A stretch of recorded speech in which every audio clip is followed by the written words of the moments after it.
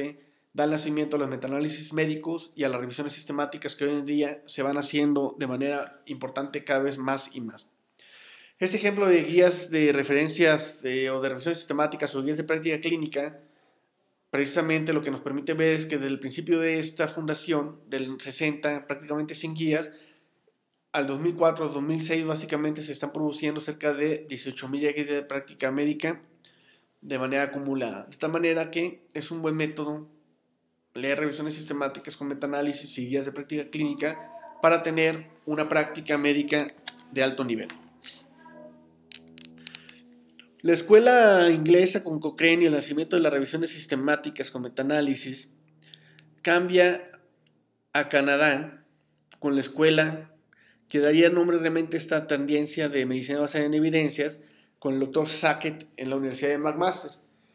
No sé si alguno de ustedes recordará una serie de capítulos o de artículos publicados en revistas internacionales que hacían referencia a cómo leer artículos médicos.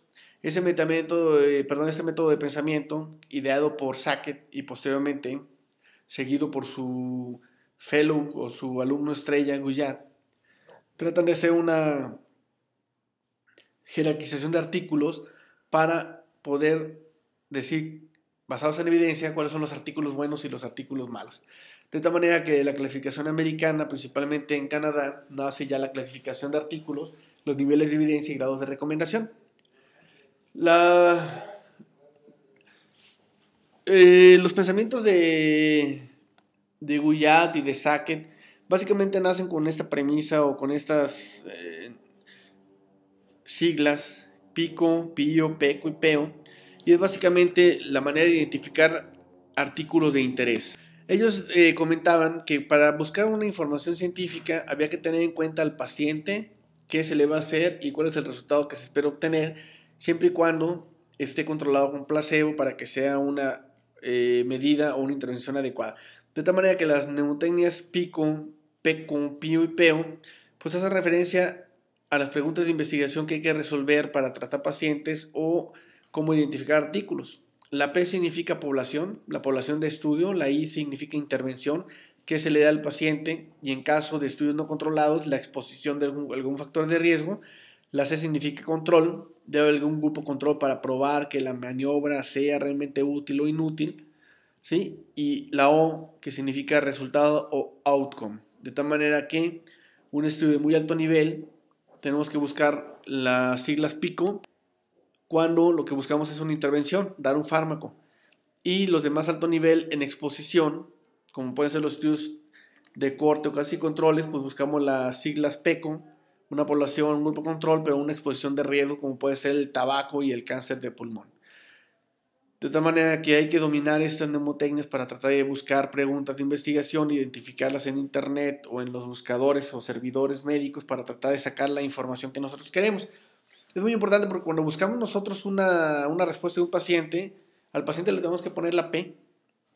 Lo que queremos tratar, la enfermedad que queremos tratar, pues tenemos que tratarla con una intervención o ver si la enfermedad del paciente está producida por una exposición y ver qué resultado tiene con la modificación de la intervención o qué resultado va a tener con la exposición a tal factor de riesgo. Entonces, esta mnemotecnia o siglas son muy importantes para el nacimiento de la medicina basada en evidencia y la selección de preguntas de investigación. El concepto del nuevo paradigma seguramente va a ser de la siguiente manera. Esto yo me inclino a pensarlo porque realmente esto no es una tendencia ni una moda, es un nuevo pensamiento médico. Lo podríamos resumir básicamente con dos grandes vertientes de pensamiento médico, científico, de alto nivel. Por un lado, en Inglaterra, la sistematización de la información con Cochrane y Chandler, el nacimiento de las revisiones sistemáticas bien realizadas y los metaanálisis, y posteriormente el nacimiento de la medicina basada en evidencia per se, con Sackett y Guyat en California, en McMaster, en los 80s y 90, que nos permiten calificar la información.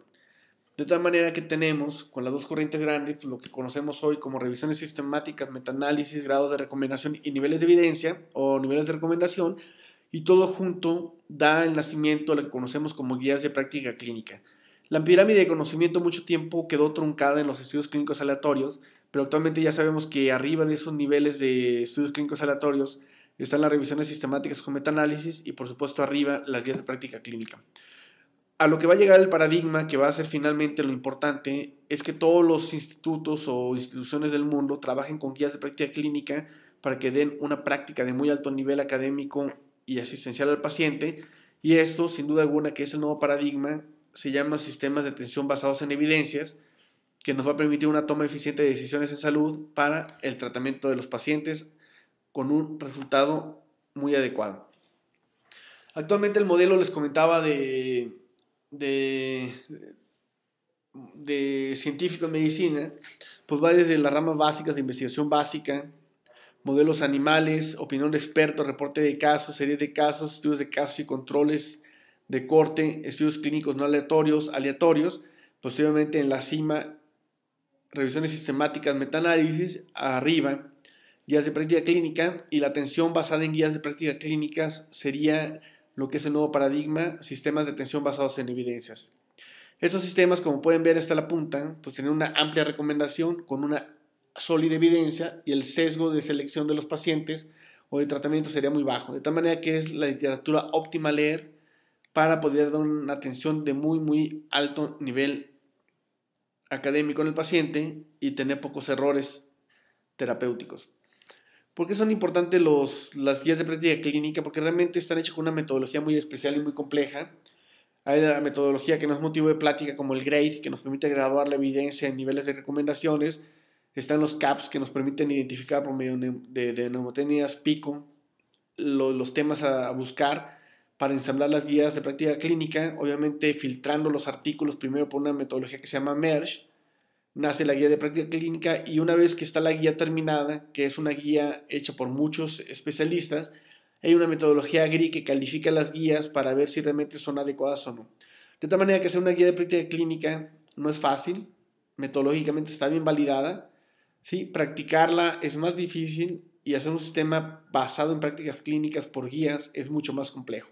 Por eso, los sistemas de salud basados en evidencia o en guías de práctica clínica tendrán sin duda alguna un éxito y una mejora en la atención de los pacientes.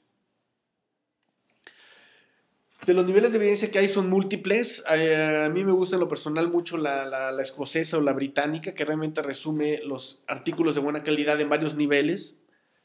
Los niveles de evidencia a los que hace referencia la Liga Intercolegial Escocesa de Elaboración de Prácticas Clínicas es la que está mostrada en esta diapositiva.